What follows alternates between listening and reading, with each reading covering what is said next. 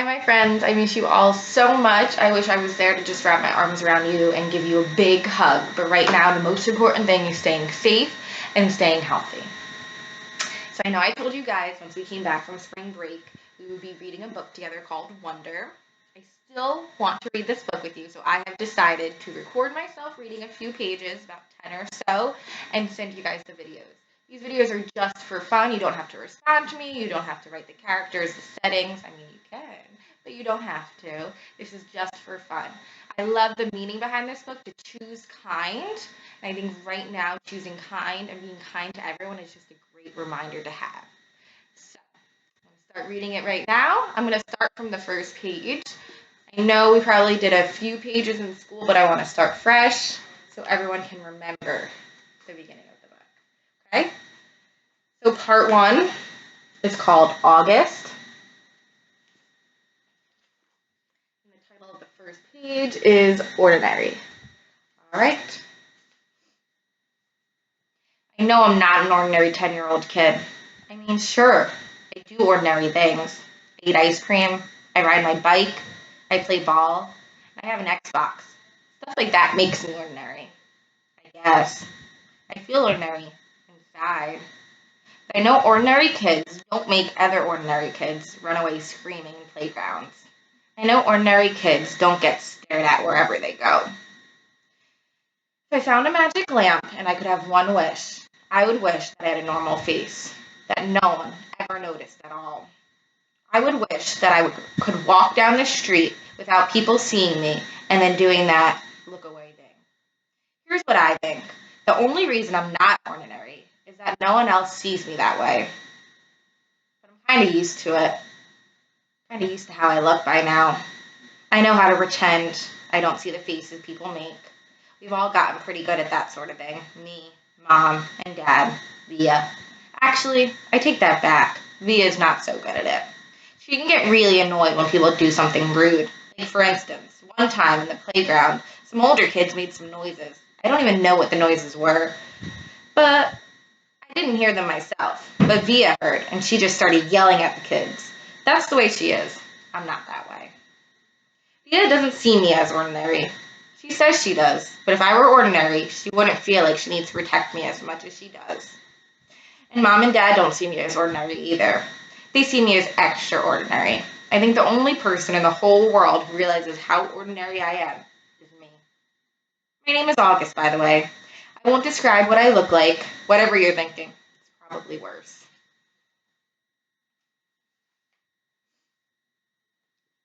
Why I didn't go to school. Next week, I start 5th grade. So I've never been to a real school before. I am pretty much totally and completely petrified. People think I haven't gone to school because of the way I look, but it's not that. It's because all of the surgeries I've had, 27 since I was born, the bigger ones happened before I was before I was even 4 years old. So I don't remember those. But I've had 2 or 3 surgeries every year since then. Some big, some small. And because I'm little for my age, and I have some other medical mysteries that doctors never really figured out, I used to get sick a lot. That's why my parents decided it was better if I didn't go to school. I'm much stronger now, though. The last surgery I had was 8 months ago, and I probably won't have to have any more for another couple of years. Mom homeschools me. She used to be a children's book illustrator. Illustrator? What does an illustrator do? I'll give you a couple minutes to think. Illustrator, they draw the pictures in a story. She used to be a children's book illustrator. She draws really great fairies and mermaids. Her boy stuff isn't so hot, though. She once tried to draw me Darth Vader, but it ended up looking like some weird mushroom-shaped robot. I haven't seen her draw anything in a long time. I think she's too busy taking care of me and Via. I can't say I always have wanted to go to school because that wouldn't be exactly true. What I wanted was to go to school, but only if I could be like every other kid going to school. Have lots of friends and hang out after school and stuff like that. I have a few really good friends now. Christopher is my best friend, followed by Zachary and Alex. We've known each other since we were babies. And since they've always known me the way I am, they're used to me. When we were little, we used to have playdates all the time, but then Christopher moved to Bridgeport in Connecticut. That's more than an hour away from where I live, in North River Heights, which is at the tip top of Manhattan. Manhattan. That's in New York City. We've talked about New York City before. And Zachary and Alex started going to school. It's funny, even though Christopher is the one who moved far away, I still see him more than I see Zachary and Alex. They have all these new friends now. If we bump into each other on the street, they're still nice to me though. They always say hello. I have other friends too, but not as good as Christopher and Zach and Alex were. For instance, Zach and Alex always invited me to their birthday parties when they were little, but Joe and Eamon and Gabe never did. Emma invited me once, but I haven't seen her in a long time. And of course, I always go to Christopher's birthday. Maybe you're making too big a deal out of birthday parties. How I came to life. I like when Mom tells the story because it makes me laugh so much. It's not funny in the way a joke is funny, but when Mom tells it, Via and I just start cracking up. So when I was in my mom's stomach, no one had any idea I would come out looking the way I look.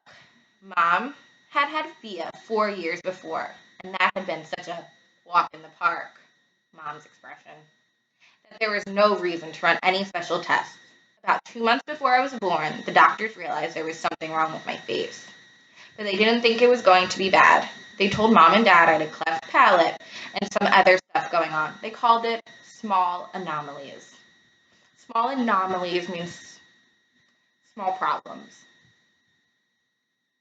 There were 2 nurses in the delivery room that night. There were 2 nurses in the delivery room the night I was born. One was very nice and sweet. The other one, Mom said, did not seem at all nice or sweet. She had very big arms, and here comes the funny part. She kept farting. Like, she'd bring Mom some ice chips and then fart. She'd check Mom's blood pressure and fart. Mom said it was unbelievable because the nurse never even said excuse me. Meanwhile, Mom's regular doctor wasn't on duty that night, so Mom got stuck with this cranky kid doctor she and Dad nicknamed Doogie, after some old TV show or something. They didn't actually call him that to his face. But Mom says that even though everyone in the room was kind of grumpy, Dad kept making her laugh all night long. When I came out of Mom's stomach, she said the whole room got very quiet. Mom didn't even get a chance to look at me because the nurse immediately rushed me out of the room. Dad was in such a hurry to follow her that he dropped the video camera, which broke into a million pieces. And then Mom got very upset and tried to get out of bed to see where they were going. But the farting nurse put her very big arms on Mom to keep her down in the bed. They were practically fighting because Mom was hysterical and the farting nurse was telling her to stay calm. And they both started screaming for the doctor. But guess what? He had fainted right on the floor. So when the farting nurse saw that he had fainted, she started pushing him with her foot to get him up, to wake him up, yelling at him the whole time. What kind of doctor are you? What kind of doctor are you? Get up! Get up! And then all of a sudden she let out the biggest, loudest, smelliest fart in the history of farts. Mom thinks it was actually the fart that finally woke the doctor up. Anyway, when Mom tells this story, she acts out all the parts, including the farting noises. And it is so funny. Mom says the farting nurse turned out to be a very nice woman. She stayed with Mom the whole time. Didn't leave her side even after Dad came back and the doctors told them how sick I was. Mom remembers exactly what the nurse whispered in her ear when the doctor told her I probably wouldn't live through the night. Everyone born of God overcometh the world. And the next day, after I had lived through the night, it was the nurse who held Mom's hand when they brought her to meet me for the first time.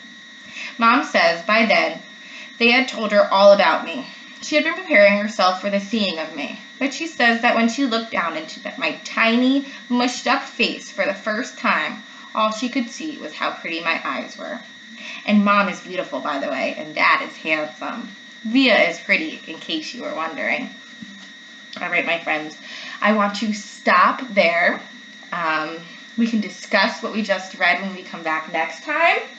But right now, I think that has been enough for the first reading of wonder. Again, I miss you all so much.